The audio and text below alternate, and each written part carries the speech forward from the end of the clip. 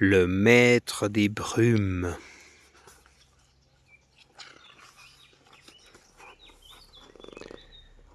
Ce livre est dédié à l'Irlande et à tous les gens qui nous ont accueillis à cœur ouvert.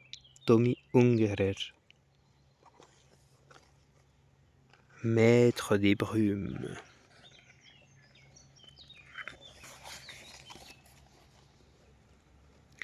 Finn et Cara étaient frères et sœurs. Ils vivaient avec leurs parents en Irlande dans un petit village de pêcheurs sur une île coupée du monde.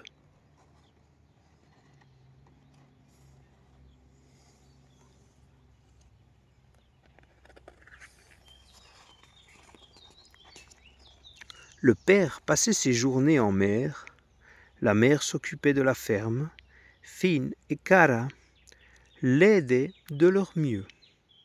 La famille était pauvre, mais il ne manquait de rien. Le peu qu'ils avaient suffisait à leur bonheur. L'après-midi, Finn et Cara gardaient les moutons sur la falaise.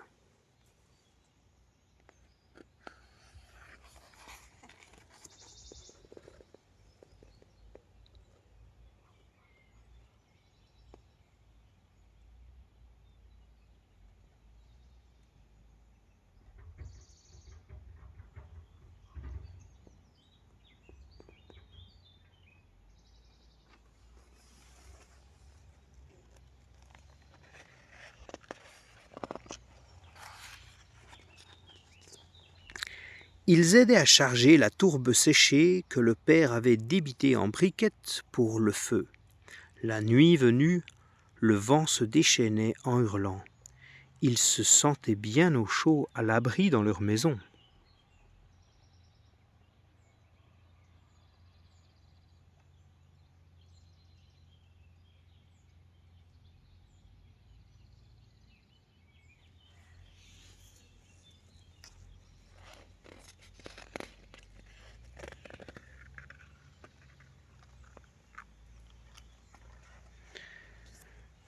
Un jour, le père leur fit une surprise. Avec des roseaux tressés et de vieilles toiles passées au goudron, il avait construit pour eux une petite barque que dans leur pays on appelait Curragh.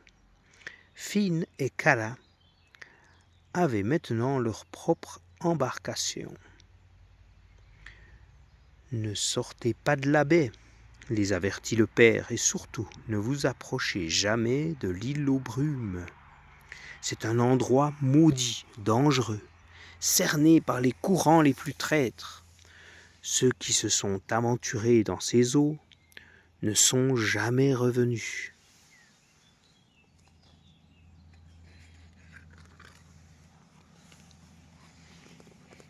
Au loin, l'île aux brumes transperçait l'horizon, menaçante comme une vieille dent de sorcière.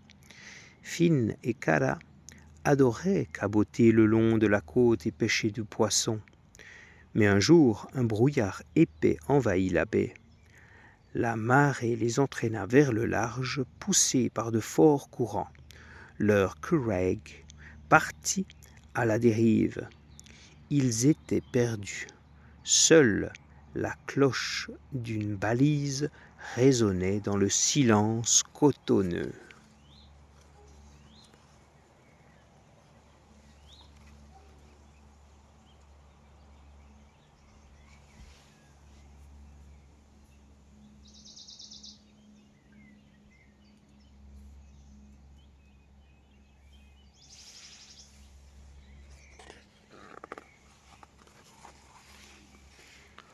L'obscurité descendit peu à peu. Le courant les conduisit jusqu'à une petite crique.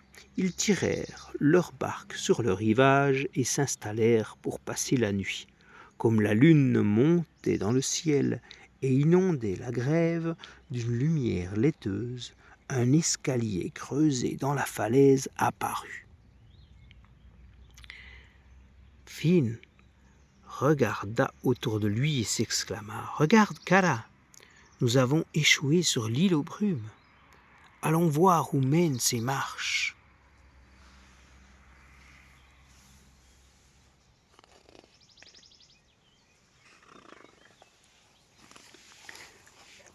Les marches étaient escarpées et glissantes, et dans le clair de lune, tout semblait saupoudré de farine.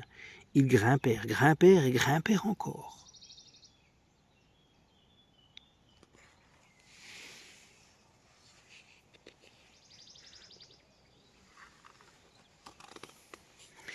Ils atteignirent une porte scellée dans un haut mur de pierre. Ils firent tinter la cloche. La porte s'ouvrit lentement en grinçant sur ses gonds rouillés. Devant eux se tenait un très vieil homme. « Quelle surprise !» s'exclama le vieillard d'une voix caverneuse. « Comment êtes-vous arrivé ici? Êtes-vous perdu? Qui êtes-vous » Devant le silence des enfants, il ajouta, qui que vous soyez, vous êtes les bienvenus. Entrez.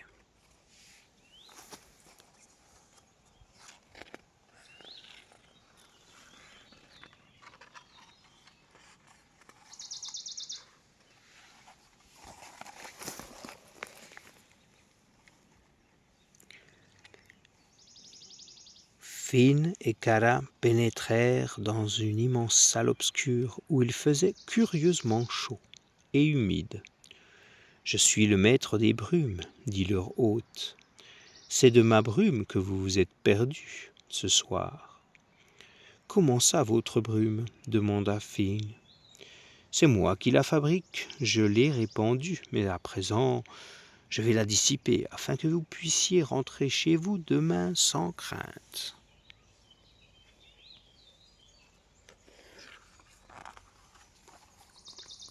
« Vous fabriquez la brume ?» répéta Kara. « Oui, et je vais vous montrer comment, » répondit le maître des brumes. Il ouvrit la porte métallique d'une immense chaudière. « Regardez en bas, que voyez-vous »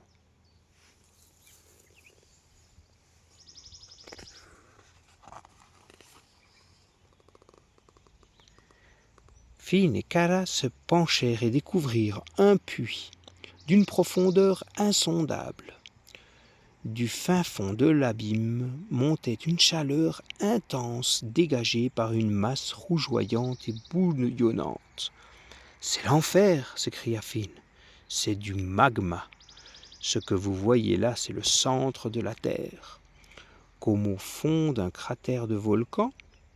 demanda Kara. « Exactement, » répondit le maître des brumes. « Vous voyez, quand j'ouvre cette valve, l'eau de mer se déverse sur la lave, elle s'évapore et se transforme en brouillard. Il y a si longtemps que je vis ici. La solitude ne m'ennuie pas. Les poissons et les oiseaux me tiennent compagnie. Ils aiment les chansons que je leur chante. Écoutez. » Il se mit à chanter dans une langue oubliée. Et bientôt, Finn et Kara se mirent à fredonner avec lui. Jamais ils ne s'étaient si bien amusés.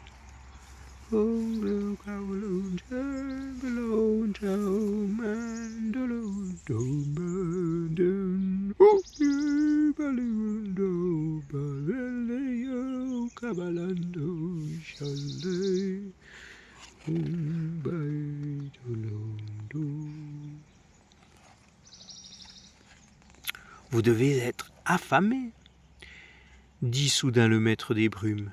Goûtez donc un peu de mon brouet. Mes corbeaux me ravitaillent en algues et en coquillages. Le goût était fadasse, et pourtant cette soupe revigorait le cœur. Après le repas, le maître des brumes leur montra leur chambre pour la nuit. Ils se glissèrent dans un lit immense, épuisés par tant d'aventures.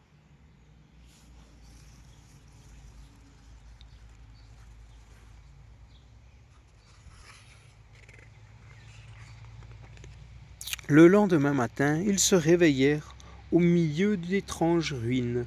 Tout cela n'avait été qu'un rêve. Le maître des brumes était-il un fantôme, une illusion? Mais cette couverture et ces 2 bols de bouillon fumant, d'où venaient-ils? Finn et Kara étaient pressés de quitter l'île et de rentrer chez eux. Ils n'avaient pas le temps pour des questions sans réponse.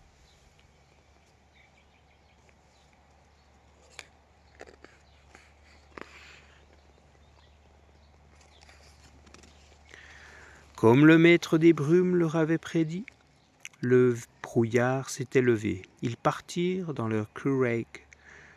Les courants qui s'étaient inversés les poussèrent gentiment vers leur île.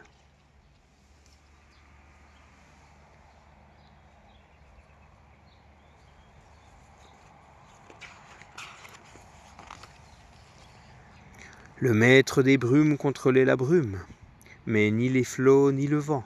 Soudain, Finn et Kara se trouvèrent pris dans une violente tempête. Des vagues déchaînées les secouaient en tous sens. Tandis que Finn tentait de maintenir le cap, Kara écopait sans relâche l'eau qui inondait la barque.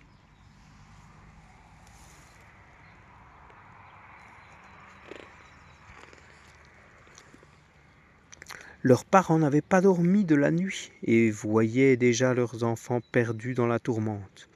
Dès l'aube, le père et les autres pêcheurs du village partirent à leur recherche. Leur curragh plus grand et plus stable était capable de faire face aux éléments déchaînés. Ils aperçurent Finn et Kara juste à temps.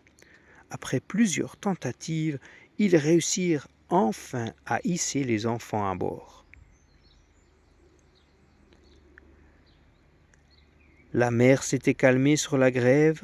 La mère de Finn et Kara attendait, la mort dans l'âme. Enfin, le curragh apparut. Les enfants, sains et saufs, étaient à bord.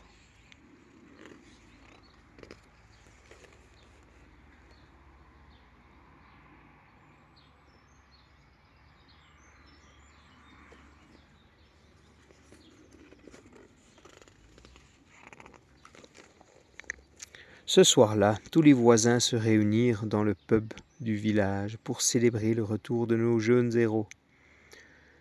Bien que personne ne fût encore jamais revenu de l'île aux brumes, aucun des villageois ne crut ce que Finn et Kara racontaient.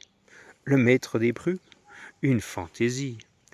Mais nous avons une preuve, les bols et la couverture sont toujours là-bas, dans les ruines, insistèrent Finn et Kara. Personne n'eut le courage d'aller vérifier. Les enfants, c'est connu, racontent n'importe quoi.